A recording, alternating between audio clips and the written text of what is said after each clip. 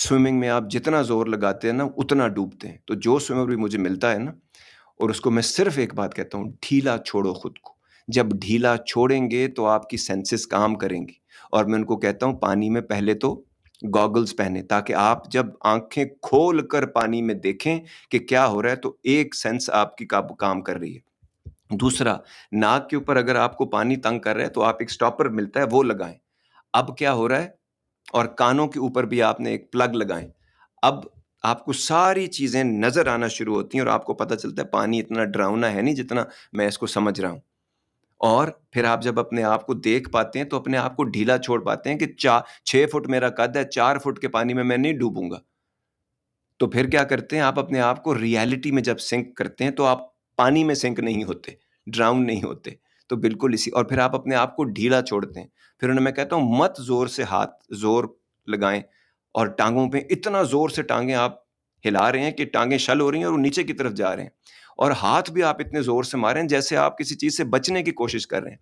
ये पानी है, इससे दोस्ती करनी पड़ेगी। और ढीला छोड़ के उनको, मेरा पहला होता है अपने आप को ढीला छोड़ दो, देखो तुम डूबोगे ही नहीं। ना हाथ मारो, ना पैर मारो, देखो मैं करके दिखाता हूँ। कुछ नहीं करता हूँ, ये देखो सिर्फ़ फ्लोट करना सीखो पहले। पहले रिश्तों में फ्लोट करना सीखें, पहले दोस्ती में फ्लोट करना सीखें, पहले बिज़नेस करने से पहले जॉब लेके उसमें फ्लोट करना सीखें। पहले किसी प कंपनी में जाते हैं ना, हम जाते साथ ही 2-4 दिन के बाद पहले हम मर रहे होते हैं, जॉब नहीं मिलती। फिर जाते ही 1-2 महीने के बाद तनख्वाह मिलती है, हमारी दिमाग खुलता है।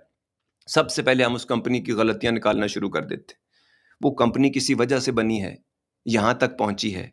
वो जो आपको बंदा ऊपर बैठा हुआ बुरा लग रहा है, वो किसी वजह से इसको चला रहा है। इतने लोगों की तनख्वाहें उसके ऊपर हैं, इतनी रिस्पॉन्सिबिलिटीज़ उसके ऊपर हैं, आप सोच भी नहीं सकते, आप अभी सिर्फ़ लौंडे लपाड़े हैं।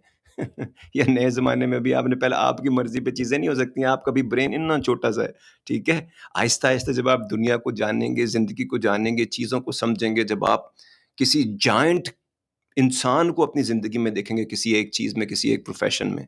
जब आप अपने और जो जायंट किसी भी चीज़ में, कोई मर्द मिल जाए आपको, औरत मिल जाए, या किसी जायंट प्लेयर को आप देखें, आप उसका डिसिप्लिन, आप उसकी सिर्फ़ बॉलिंग और बैटिंग की तरफ ध्यान दे रहे हैं, आप उसका डिसिप्लिन नहीं देख रहे, उसकी ज़िंदगी नहीं देख रहे, उसकी वायरिंग नहीं देख रहे, उसकी सोच का धारा आप नहीं देख रहे, उसकी ज़िंदगी के सारे जो मामलात जो उसको ये बना रहे हैं, आप नहीं देख रहे, तो आप उसे कहते हैं ऐसे क्यों नहीं खेला, वैसे क्यों नहीं खेला, फलाँ वो देखें वो ऐसे खेलता है।